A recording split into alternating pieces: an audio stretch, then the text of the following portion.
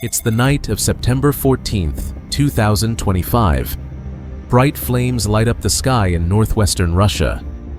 New tonight, Ukrainian drones struck one of Russia's largest oil refineries overnight. This is the latest in Ukraine's campaign to take out Russia's fuel infrastructure. Today marks the 1,300th day since Russia launched its full-scale invasion of Ukraine. Well, let's go straight to Kyiv now with our correspondent Gulliver Cragg to unpack some later developments. Ukraine's defense minister, Gulliver Denis Shmyhal, says that the country will need at least $120 billion for defense for 2026. In the early hours of Sunday, Ukrainian drones struck the Kryvyi refinery, located in Russia's Leningrad region, sparking explosions and a massive fire. The refinery is operated by Surgutneftgaz, one of Russia's top oil companies. This facility produces about 17.7 million metric tons of crude oil per year, which is roughly 355,000 barrels per day. That makes it one of Russia's top 3 oil refineries by output. Ukrainian authorities say the attack was part of a larger plan to hit Russian oil facilities that fund Moscow's war in Ukraine. The idea is simple. By hitting oil infrastructure, Kyiv believes it can put pressure on Russia to negotiate an end to the fighting. According to the Ukrainian General Staff, the strike caused explosions and a fire, and photos released online showed towering flames and thick clouds of smoke in the night sky. Russia confirmed that 3 Ukrainian drones were shot down near the Kryvyi area. Leningrad Governor Alexander Drozdenko said that the fire was caused by falling debris from the drones and assured the public that no civilians were injured and the fire was extinguished. However, Russia has not fully detailed the damage to the refinery itself. Ukrainian drones struck one of Russia's largest oil refineries overnight into Sunday, according to both Ukraine's military and Russian officials. The attack comes just a day after former U.S. President Donald Trump warned NATO countries to stop buying Russian oil. He threatened tariffs between 50% to 100% for countries that continue to purchase Moscow's crude. Trump believes that by cutting off oil revenue, Russia's war machine could be weakened, forcing them to the negotiating table. A history of Ukraine's strategic strikes. The Kryvyi attack is not an isolated event. Ukraine has been targeting Russian oil and fuel facilities since early 2024, making drone strikes a key weapon in this war. These attacks are designed to weaken Russia's military by limiting fuel supplies for vehicles, machinery, and military equipment. For example, in the Bryansk region, Ukraine targeted a fuel facility in Nytopovichi in late August 2025. This pumping station delivers roughly 10.5 million tons of fuel annually to Russian military units in occupied territories. Ukrainian forces used a combination of drones, artillery, special operations, and missile strikes to hit the station. Fires broke out, though the exact damage is still being assessed. Earlier, Ukraine also struck the Primorsk oil port on the Baltic Sea, a major hub for Russia's maritime oil exports. The port is the final stop of the Baltic pipeline system, which sends crude oil to global markets.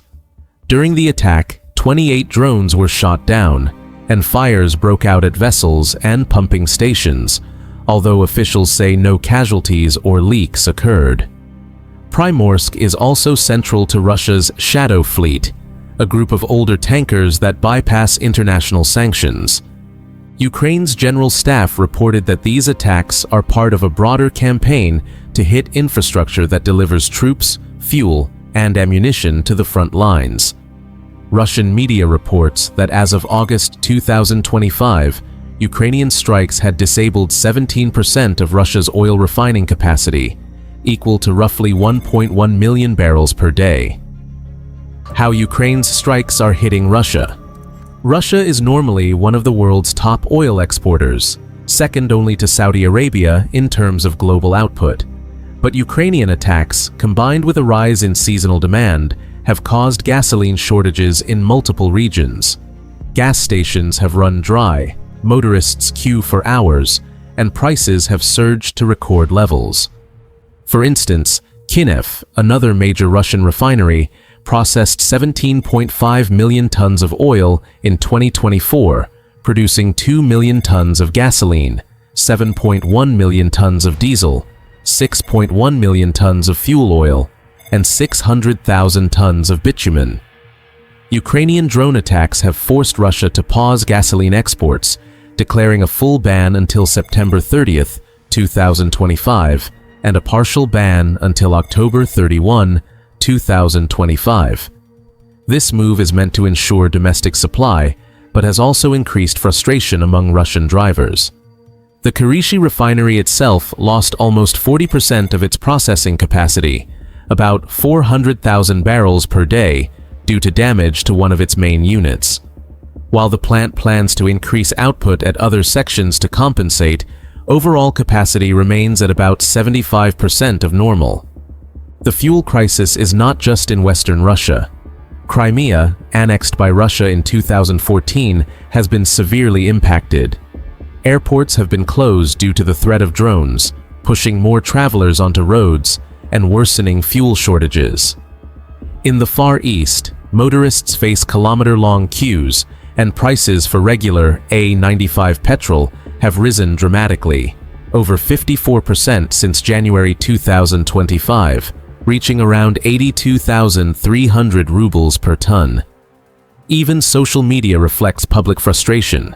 Do you believe that OPEC Plus members have a target in mind? Do they want to rise to a certain point before they think about perhaps ramping up production? Well, there is no explicit target price, of course, announced by the OPEC Plus members.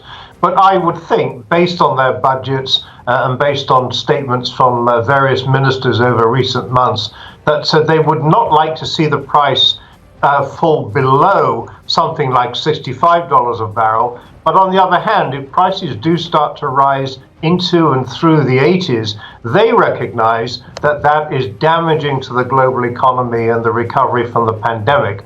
Ukraine's expanding reach and the global response. Ukrainian drone operations are not limited to oil refineries. Cross-border drone activity has caused concern across Europe.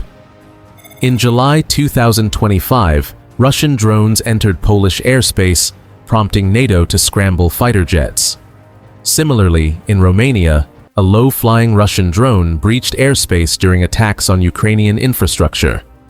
The NATO alliance has responded by launching the Eastern Sentry Initiative to strengthen defenses along its eastern flank.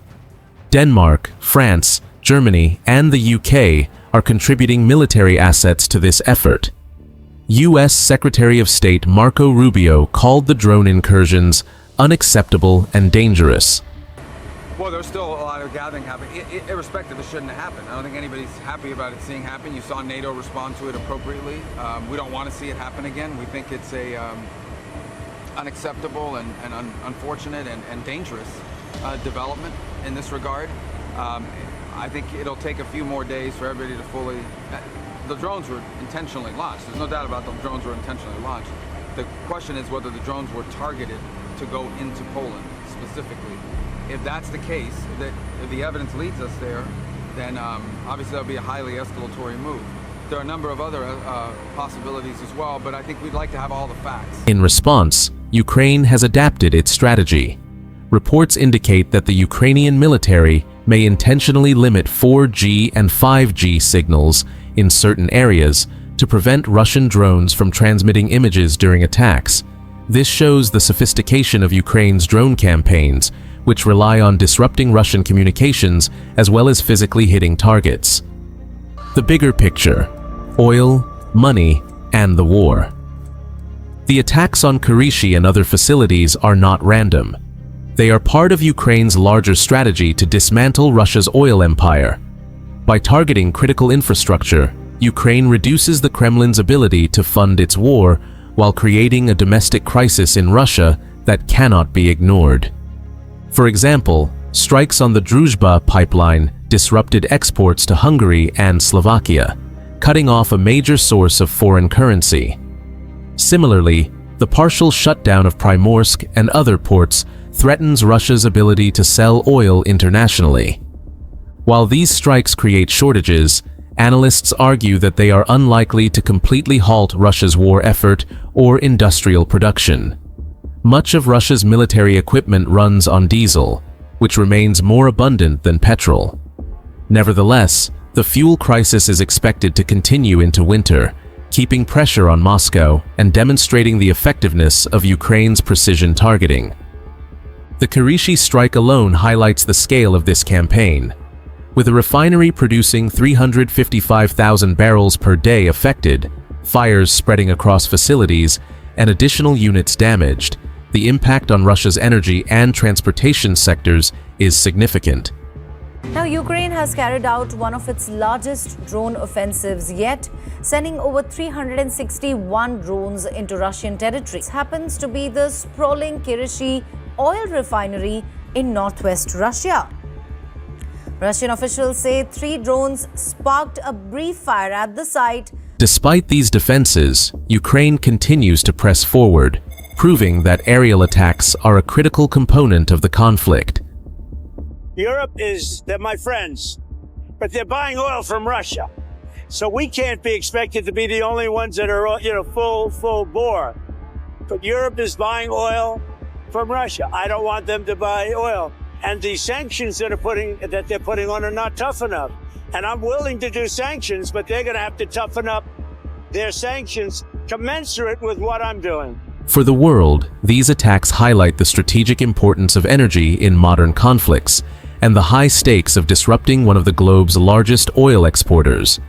If you found this video interesting, make sure to like, subscribe, and hit the bell so you don't miss our next update.